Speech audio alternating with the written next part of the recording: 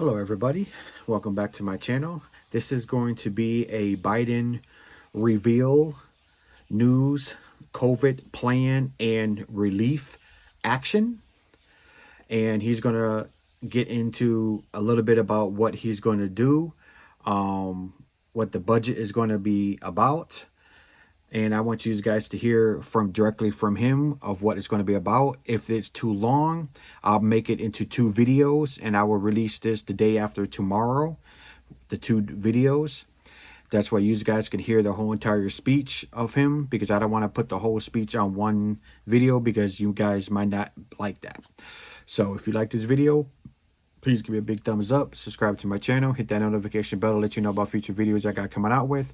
And if you want to support my page, my Patreon page is linked below. So let's get right into this video, guys, okay? Here we go. Vice President Harris and I were joined by members of our COVID-19 team, response team, Dr. Tony Fauci, our Chief COVID Medical Advisor, Javier Becerra, excuse me, our nominee for Secretary of Health and Human Services, Dr. Vivek Murthy, our nominee for Surgeon General, Dr. Rochelle Walensky, she's going to be the Director for the Centers for Disease Control and Prevention, and Dr. Marcelo Nunez-Smith, who will be leading our equity work and the COVID response, and Jeff Zients and Natalie Quillen, who are managing this whole effort. Yesterday, during my inaugural address, I offered a salient prayer and a silent prayer. It was both salient and silent. I thought it was important that people understand what had happened, that we all pay tribute to our prayers for those 400,000 Americans who've lost their lives in this pandemic.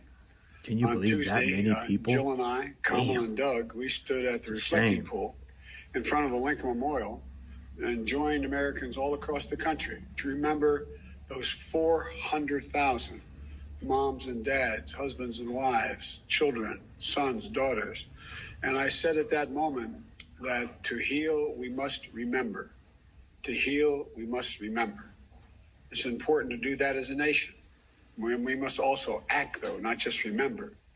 Yet for the past year, we couldn't rely on the federal government to act with the urgency and focus and coordination we needed. Mm-hmm. And we have seen the tragic cost of that failure. 3,000 to 4,000 deaths per day. To date, more than 24 million Americans, 24 million Americans have been infected. Damn. To put that in context, America makes up 4% of the world's population, but 25% of the world's confirmed COVID-19 cases, and only 20% of all the COVID-19 deaths when we have 4% of the world's population. The pandemic, has disproportionately impacted on Blacks, Latinos, and Native Americans, who are about 4 times as likely to be hospitalized and nearly 3 times more likely to die from the COVID-19 pandemic than white Americans. Hospitals are out of beds. Businesses are closed for good. Mm-hmm. Schools are caught in between. Yep. And while the vaccines provide so much hope, the rollout has been a dismal failure thus far. So I understand the despair and frustration of so many Americans and how they're feeling. I understand why many governors, mayors, county officials, tribal leaders feel like they're left on their own without a clear national plan to get them through the crisis. Let me be very clear.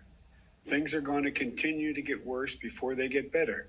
Mm-hmm. The memorial we held 2 nights ago will not be our last one, unfortunately. The death toll will likely top 500,000 next month.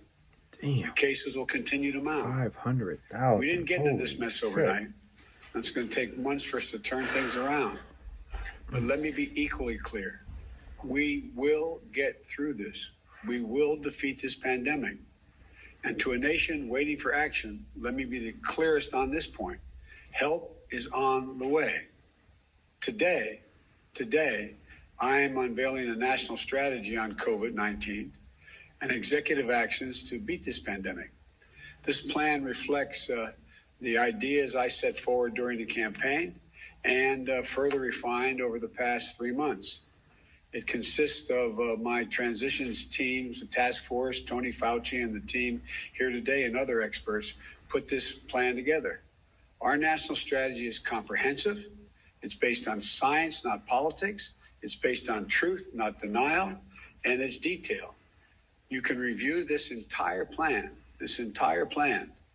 by going to whitehouse.gov. It is so detailed, it is over 198 pages. Dang. And complete detail what we're going to do. Our plan starts with mounting an aggressive, safe, and effective vaccination campaign to meet our goal of administering 100 million shots in our first 100 days in office. We're on day one. This will be one of the greatest operational challenges our nation has ever undertaken. And I'm committed to getting it done. We're committed to getting it done. And as I explained last week, we'll move heaven and earth to get more people vaccinated for free and create more places for them to get vaccinated, to mobilize more medical teams to get shots in people's arms, and to increase vaccine supply and get it out the door as fast as possible. Yesterday, we got started. We directed the Federal Emergency Management Agency, FEMA, to start standing up the first federally supported community vaccination centers with the goal of standing up 100 centers within the next month. The Centers for Disease Control and Prevention will launch the federal pharmacy program to make vaccines available to communities in their local pharmacies, beginning early within I think by the 7th or 8th of February, and in very early February. Damn, okay. We'll also task the Department of Health and Human Services that's good. to prepare That's and really expand good. the pool of medical professionals who can. So that tells you right there that by February 2nd, or I'm just say the February the 6th. Hopefully, if everything goes good, like how he's saying, you can go to any Walgreens, CVS, any of your local drugstores, and you can actually get your shot there for free. That is very, very good. Your local Walmart should be also having it in their drugstores soon. That would be great. Administer the vaccine, who can administer the vaccine, and to ensure we have enough vaccinators, the people doing the vaccines, to meet the nation's needs and quickly. In addition to this effort, our administration will be asking Congress to fund for the funds to grow the public health workforce. We also are going to take immediate steps to partner with governors, mayors, and other local officials who we've been talking to all along, who are on the front lines of this fight.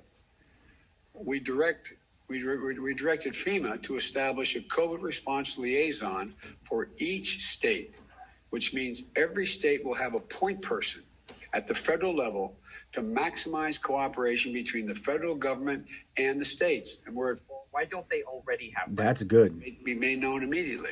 And that's true. Why they don't already have that already? We used That's to weird that they respond don't to already have that already. Hurricane Sandy, which I was deeply involved with. And in just a few moments, I'm going to sign a declaration to immediately begin reimbursing states 100% for the use of their National Guards to help COVID relief efforts, something Democrats and Republican governors alike have called for. But the brutal truth is, it's going to take months before we can get the majority of Americans vaccinated.